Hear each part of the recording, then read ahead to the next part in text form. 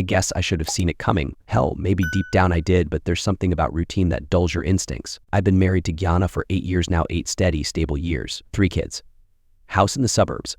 I'm the regional head for a chemical company, and she does admin work over at Ron Industries. On the surface, everything was golden, but the cracks, they started showing a while back, and it all kicked off with the strangest conversation I've ever had. Gianna and I were lounging in the living room, kids asleep upstairs. I'd just closed a big deal that had me in a good mood, so we were relaxing with a couple of glasses of wine. Out of nowhere, she turns to me with this half smile, like she's thinking about something devious. "You ever thought about having an affair, Andrew?" I remember laughing, assuming it was a joke, but she didn't laugh. She just kept staring at me with that same smile, and my skin started to crawl. I played it off, made some dumb comment about how I was too busy at work to squeeze in something like that, but her expression stayed the same, cold, calculating. "Just curious," she said, then sipped her wine like she hadn't just dropped a bomb. After that night, I couldn't shake the feeling that something was up. I mean, who the hell casually suggests their husband have an affair? Maybe she thought I'd been doing something on the side and was testing me, but I wasn't. I've always been faithful, even when things between us weren't perfect. But Gianna, she was different. The Gianna I fell in love with was warm, funny, full of life. Lately, though, she'd been distant, distracted. She started spending more time on her phone, texting late at night, her face glowing in the screen's light like she was trying to escape into it. Then there were the girls' nights out. At first, I didn't think much of it. Everyone deserves some time with their friends, right? But these nights out became more frequent, and her stories about them grew vaguer. Just the girl she'd say when I asked who she was meeting. Nothing crazy, just dinner and a couple of drinks, but something about it didn't sit right with me. She'd come back late, way later than she used to, smelling like perfume that wasn't hers, and sometimes with this dazed, absent look in her eyes, like her mind was somewhere else entirely. I mentioned it once, tried to keep things casual, like I wasn't accusing her of anything. "You've been spending a lot of time out lately. Everything okay?" She snapped back so quickly. Her words were like venom. "What? Am I not allowed to have a life? I spend all day looking after the kids, and you're always at work. I need a break." Andrew, her voice was sharp, defensive, almost like I crossed some line just by asking. I apologized, of course.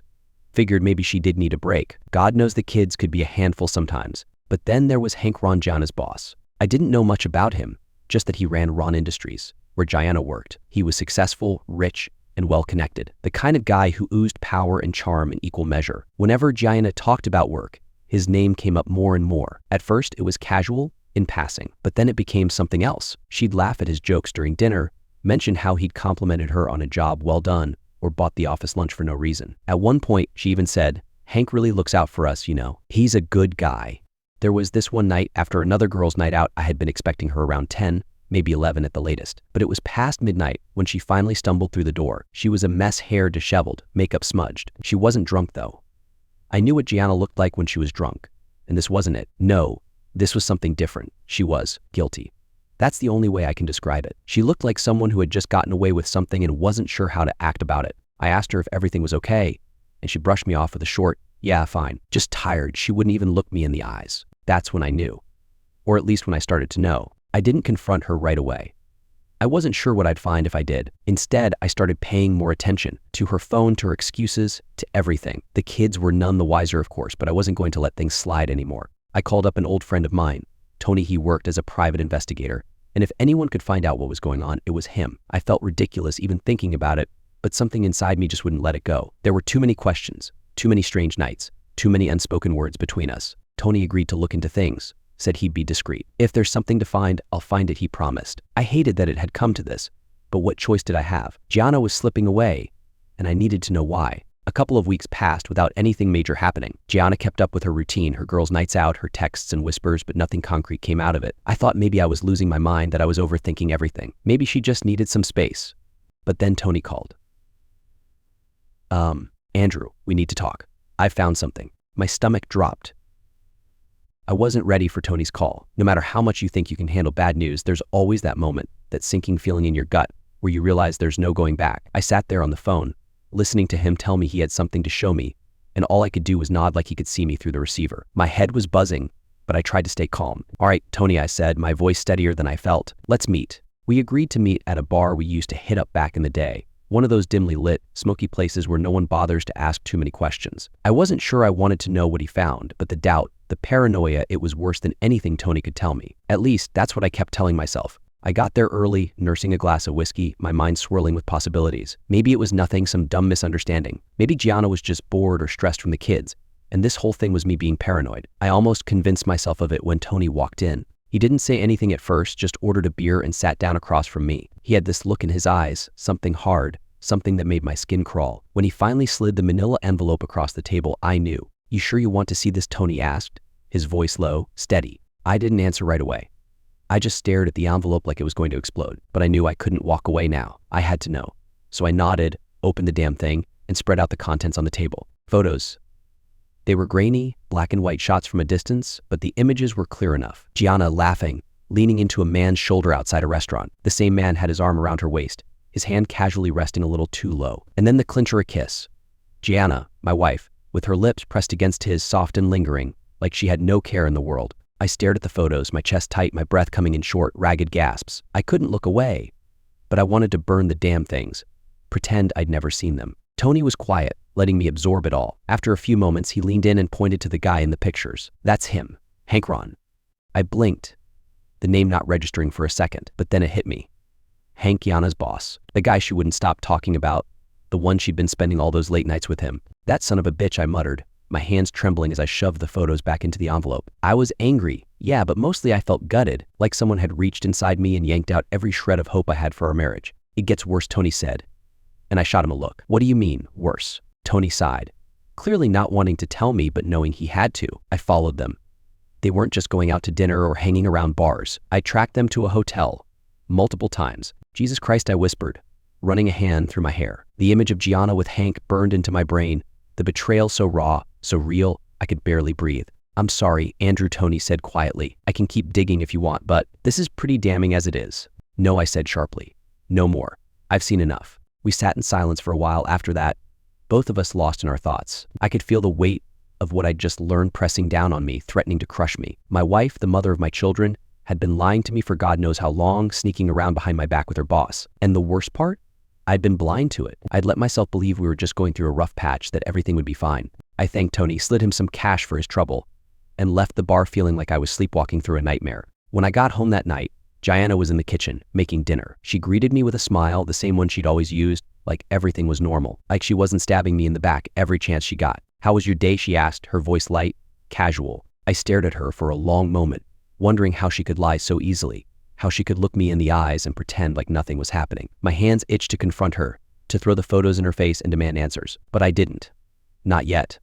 I wasn't ready. "Fine," I muttered, dropping my keys on the counter, "just busy at work." Same here," she said, turning back to stir whatever she had going on the stove. "Hank's been piling it on lately. I swear, the man never takes a break." My stomach twisted at the mention of his name, but I forced myself to stay calm. I had to play this smart. If I rushed in guns blazing, it'd only make things worse. Over the next few days, I started paying more attention, watching her, studying her every move. There were more texts, more late-night girls' nights, and more mentions of Hank. It was like she wasn't even trying to hide it anymore. She probably figured I was too busy or too stupid to notice, but I saw everything now. Every lie, every little excuse she made, it all stood out like a neon sign flashing betrayal in my face. And then, as if to add insult to injury, she suggested we take a family trip. "The kids have been missing you. Andrew, you've been working so much lately, I think we could all use some time together." I nearly laughed at the absurdity of it. A family trip? With her? How the hell was I supposed to sit in the car with her for hours, act like a loving husband knowing what I knew? But I agreed. I had to. The kids didn't deserve this. They didn't know what was happening, and for now, I needed to keep it that way. The trip itself was surreal. We went up to the mountains, stayed in a cabin we'd rented a few times before. The kids were overjoyed, running around, exploring the woods like everything was perfect. Gianna played the part of the doting wife and mother, but every time she looked at me, I saw something else in her eyes. Guilt? Fear? I couldn't tell. One night, while the kids were asleep, Gianna sat next to me by the fire, her face bathed in the soft glow of the flames. She rested her head on my shoulder, and for a second, it almost felt like old times. Almost. But then she sighed, her breath warm against my neck. "I love you, Andrew," she whispered. I stiffened, the words hitting me like a punch to the gut. I didn't respond. I couldn't. My throat was too tight, my mind too full of all the things she wasn't telling me. How could she say she loved me when she was lying through her teeth? The distance between us grew, and yet she kept pretending, kept playing the role of the faithful wife, and every second of it drove me closer to the edge. I knew the confrontation was coming. It had to. But I needed to bide my time, figure out how to handle it without losing everything. There was still too much at stake, our family, our future, and I wasn't about to let Hank Ron, that bastard, take it all away from me. I'd been holding on by a thread, Each day that passed, each lie Gianna told, that thread unraveled just a little more. But even though I had known for weeks the full weight of her betrayal hadn't hit me yet. Not really. That would come crashing down soon enough. It happened on one of those so-called girls' nights out. I had started to expect them like clockwork every Thursday. She'd dress up a little too much for a simple dinner with friends, spritz on perfume that lingered long after she left, and glide out the door with barely a glance in my direction. She thought she had me fooled. But not anymore. This time, I wasn't staying home. I wasn't going to sit there staring at the walls, drowning in the knowledge that she was out there with him. No, this time I followed her. I had been planning this for a while, ever since Tony gave me the photos. I waited until she had left, gave her enough time to think I wasn't coming after her, and then I grabbed my keys. I knew where she was headed. I knew she wasn't with any girls. There was only one person she was meeting, Hank Ron. The drive felt longer than it should have, every second stretching out, my grip on the wheel so tight my knuckles turned white. My heart was pounding, rage bubbling just beneath the surface, but I kept it together. I had to. I needed to see it with my own eyes. I pulled up a block away from the hotel where they always met. Tony had told me this was their spot, a nice mid-range place. Nothing flashy enough to raise eyebrows, but comfortable enough to keep them happy. I parked and killed the engine, my pulse hammering in my ears as I watched the entrance. It wasn't long before I saw them. There she was. Gianna, my wife, walking arm in arm with Hank Ron like they didn't have a care in the world. She was laughing, looking up at him with the kind of smile that used to be reserved for me. It was like I was watching a scene from someone else's life, some twisted movie where everything was wrong. They disappeared inside the hotel, and I felt my stomach turn. For a few minutes, I couldn't move. Part of me wanted to storm in there, drag her out by her arm, and expose everything. But I didn't. I needed to stay calm. I needed to know just how far this went. After what felt like an eternity, I got out of the car and made my way toward the hotel. My heart was thundering in my chest, my mind racing through every possible scenario of what I might find. The lobby was quiet, dimly lit, with only a bored-looking receptionist at the front desk. I gave her a quick nod as I walked past, pretending like I belonged there. Tony had told me what room they used, so I made a beeline for the elevators. My mind was spinning, a million thoughts crashing into each other. The betrayal, the lies, the way she had looked at him. I didn't want to believe it, but the truth was right there, staring me in the face. The elevator doors opened with a quiet ding, and I stepped out onto the fourth floor, room 423. I knew where it was. My feet felt heavy as I walked down the hallway, each step echoing louder than the last. By the time I reached the door, I could barely breathe. I didn't know what I was going to do.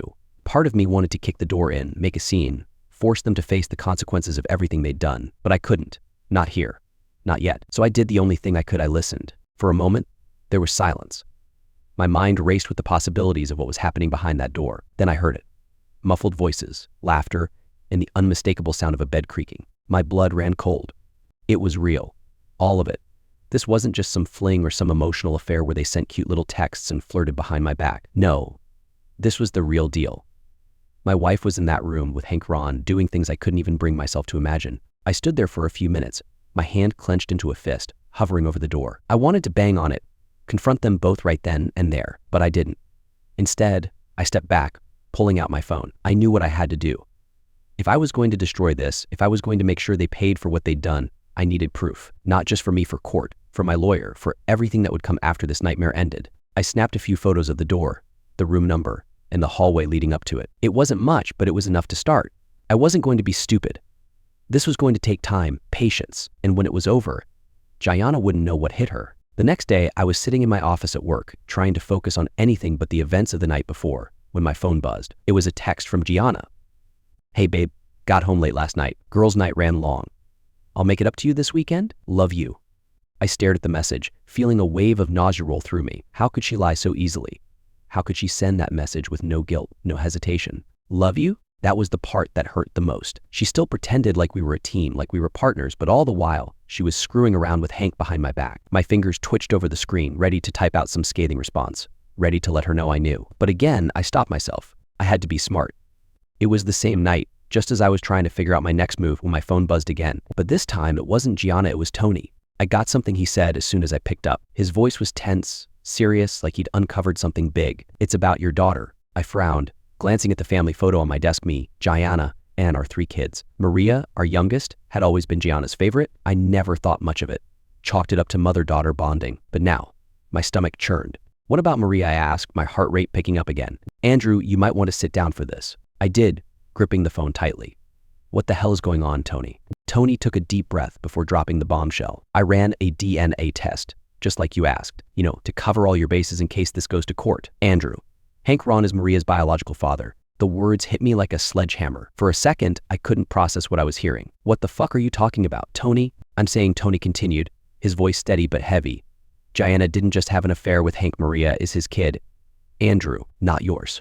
I don't remember much of what happened after that. It was like the ground beneath me gave way, and I was free falling into a pit of rage and betrayal. Gianna, my wife, had been lying to me for years. Maria, the little girl I had raised and loved as my own, wasn't even mine. My whole life, our whole family was built on a lie. That night, I confronted her.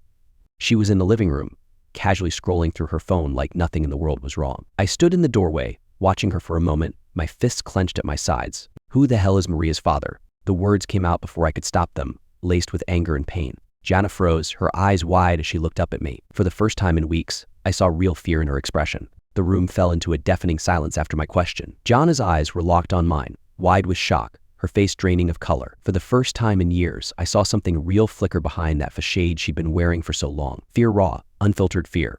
And it was about damn time. She opened her mouth to say something, but no words came out. I could see her brain working overtime, scrambling for an excuse, a lie, anything to get her out of this. But there was no getting out. Not this time. "Answer me." Gianna, my voice was louder than I'd intended. My fists clenched so tightly that my nails dug into my palms. I felt a rush of adrenaline, my whole body shaking with the effort to keep myself in check. She flinched at the tone of my voice, and for a moment, her mouth worked silently, as if trying to figure out what to say. She put the phone down slowly, like it would make this all disappear. "Andrew," she started, her voice barely a whisper. "Don't," I snapped, cutting her off before she could finish whatever bullshit excuse was coming. "I don't want to hear your lies. I want the truth. Gianna, who is Maria's father? Is it Hank?" Hank. Her lips trembled, and her eyes flicked down to her hands. That small gesture, her not being able to look me in the eyes, had told me everything I needed to know, but I wanted to hear it.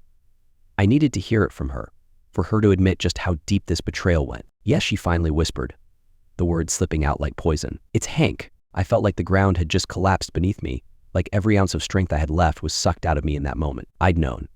Hell, I'd known for a while now, but hearing it from her, that was different. That made it real. "How long?" I asked, my voice trembling now, not from fear but from the rage boiling just beneath the surface. "How long have you been screwing him?" Gianna buried her face in her hands, shaking her head. "It wasn't supposed to be like this, Andrew. It just happened." I laughed, a bitter, hollow sound that seemed to come from somewhere deep in my chest. "It just happened. You expect me to believe that? You had a fucking child with him. Gianna, you've been lying to me for years." Years. She looked up at me then, her eyes wet with tears. But those tears didn't move me. They didn't mean a goddamn thing. I'd seen enough of her crocodile tears, her manipulative games. "It started before Maria was born," she said, her voice cracking as she spoke. "Hank and I, we were friends at first, but then things changed. I didn't mean for it to happen, Andrew. I didn't want to hurt you." "It didn't want to hurt me," I repeated, my voice rising again. "Are you fucking kidding me? You've been lying to me for years? You've been screwing around behind my back, and now you tell me you didn't want to hurt me." She was crying now, full on sobbing, her body shaking with the force of it. But I didn't care. Not anymore. I was done with her tears, with her excuses, with all of it. "I love you, Andrew," she cried, reaching for me. "I swear, I love you. I didn't want to lose you, but..."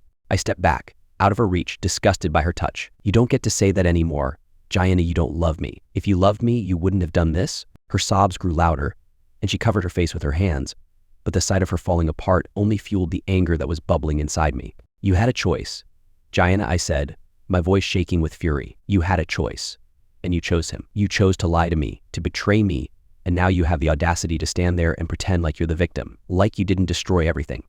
She shook her head, but I could see she had nothing left to say. She was caught, and there was no escaping the truth anymore. "I was a good husband to you," I continued, my voice low and dangerous now. "I gave you everything. I gave you a family, a home, everything you could have wanted. And this is how you repay me? By having an affair with your fucking boss." "It wasn't like that," she sobbed, her words muffled through her hands. "I didn't mean for it to go this far. I never wanted to hurt you or the kids, Andrew. Please, you have to believe me," I scoffed. "The kids? Are you serious right now? Maria isn't even mine. Gianna, she's his. What do you know what that does to me? Do you know what it feels like to find out that the child I've been raising, loving, thinking was mine, isn't?" She broke down completely then, falling to her knees, her body racked with sobs. "I'm sorry," she whispered over and over again, like it would somehow make a difference. But it didn't. Nothing she could say would fix this. Nothing she could do would erase the betrayal, the lies, the years of deceit. My life, our life, had been built on a lie, and there was no coming back from that. For a long time, I just stood there, staring at her crumpled form on the floor. The woman I'd married, The mother of my children, she was a stranger to me now, someone I didn't recognize anymore. I'm done, Gianna, I said finally, my voice cold, detached. We're done.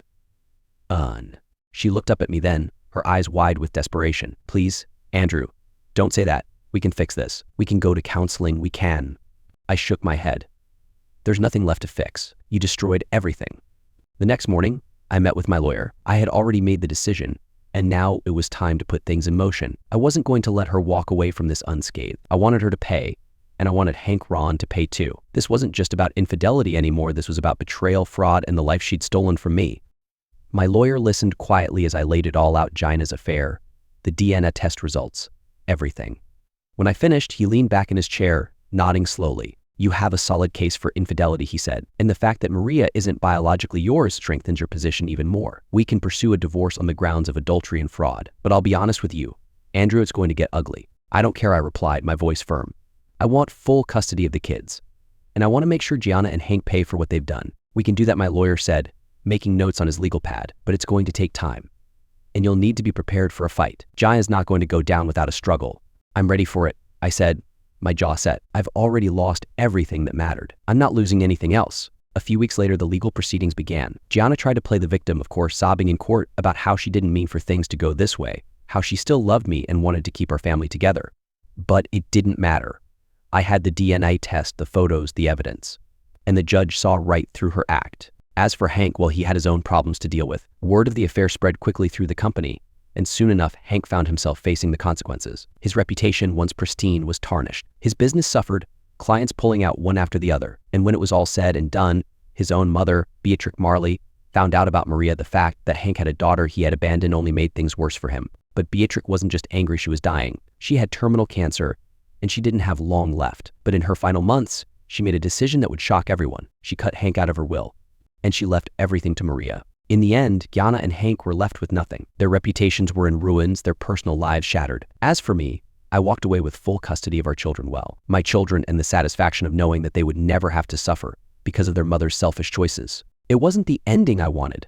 I never wanted to destroy my family, but Gianna had done that long before I walked into that courtroom. All I did was finish what she started. The courtroom had gone quiet, the judge's gavel still echoing in the hollow silence. The ruling was clear. I was awarded full custody of the children, and Gianna was left scrambling to pick up the shattered pieces of her life. Hank didn't show up. He couldn't face the fallout. He'd vanished as soon as the scandal broke, hiding behind his lawyers and dodging public disgrace. Gianna just sat there, her eyes red and hollow, like she had finally realized that there was no coming back from this. The affair was out in the open now, laid bare for everyone to see. Her betrayal wasn't just between us anymore, it was out there for the world to judge. I stood outside the courthouse, breathing in the cool air, the weight of everything hitting me all at once. This wasn't a victory. There was no sense of triumph. How could there be? The life I'd spent years building, the family I'd fought for, was gone. All that was left was the rubble of betrayal and heartbreak. I lit a cigarette, something I hadn't done in years, but at that moment I didn't care. I needed something, anything, to dull the ache in my chest. As I took a drag, I thought about the kids, about how I was going to explain all of this to them. The older ones would understand, but Maria, God, Maria. She was too young to know what had happened, too innocent to grasp the depth of her mother's lies. And even though she wasn't my biological daughter, she was still mine. I had raised her. I had loved her. I was the only father she'd ever known, and that wasn't going to change. Hank could go to hell for all I cared. He wasn't taking her from me. As I stood there, lost in my thoughts, I heard a soft voice behind me. Dad. I turned to see Maria standing there, clutching her little stuffed bear, the one she never went anywhere without. She looked up at me with those wide, innocent eyes, and my heart broke all over again. Hey, kiddo, I said, forcing a smile as I crouched down to her level. What's up?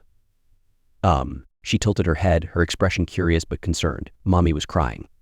Is she okay? I swallowed hard, not knowing how to answer that. How do you explain to a child that their mother had destroyed everything, that she wasn't okay, and probably never would be? But I couldn't say that. Not to Maria. Mommy's going through some stuff right now, I said carefully, but you don't need to worry about that. Everything's going to be okay. She nodded slowly, as if accepting that answer, but I could see the confusion lingering in her eyes. It wasn't going to be easy, but I had to protect her from the ugliness of it all. She didn't deserve to be dragged into the mess her mother had made.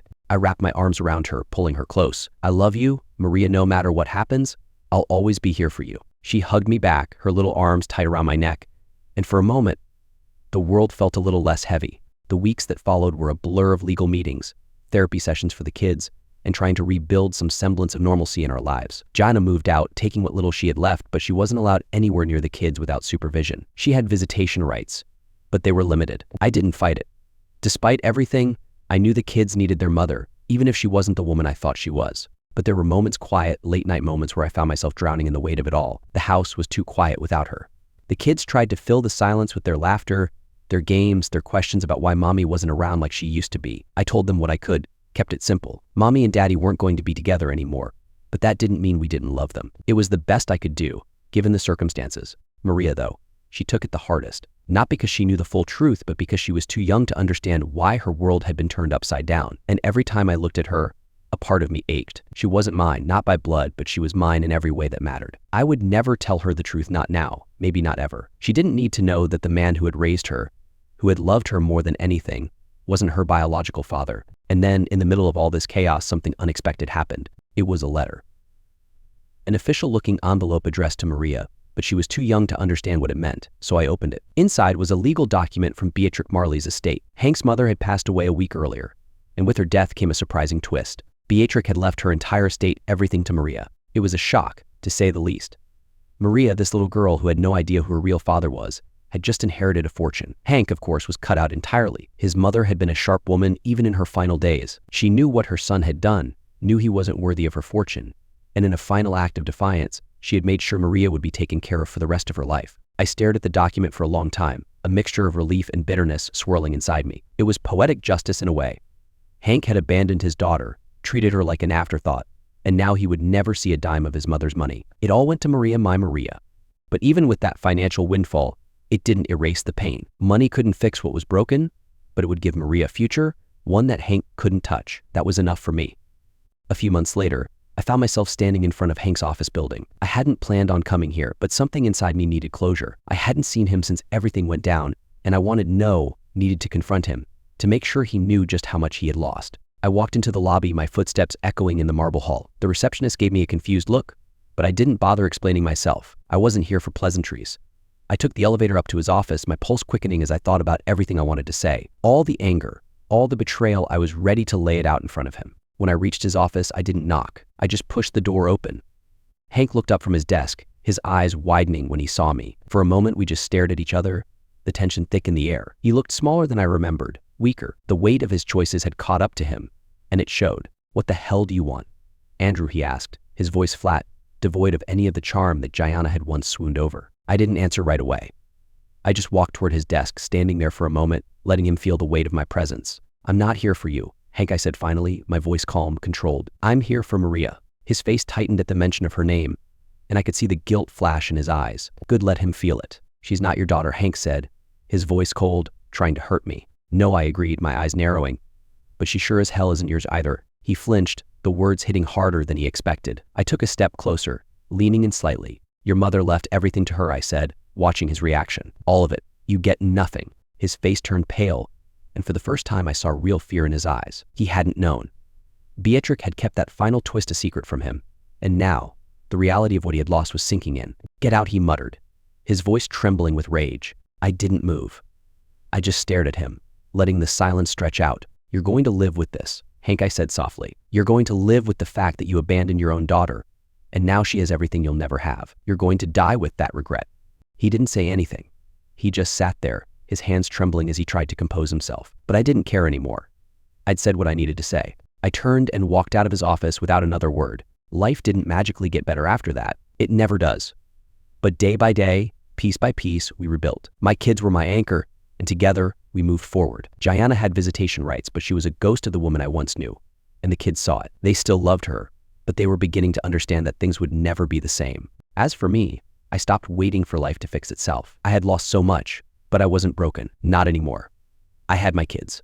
I had Maria, and that was enough. The wounds would heal, slowly, over time. And one day, I'd look back on all of this and realize that even though my life had been torn apart, I'd come out the other side stronger. But for now, I had my family to take care of, and that was all I needed.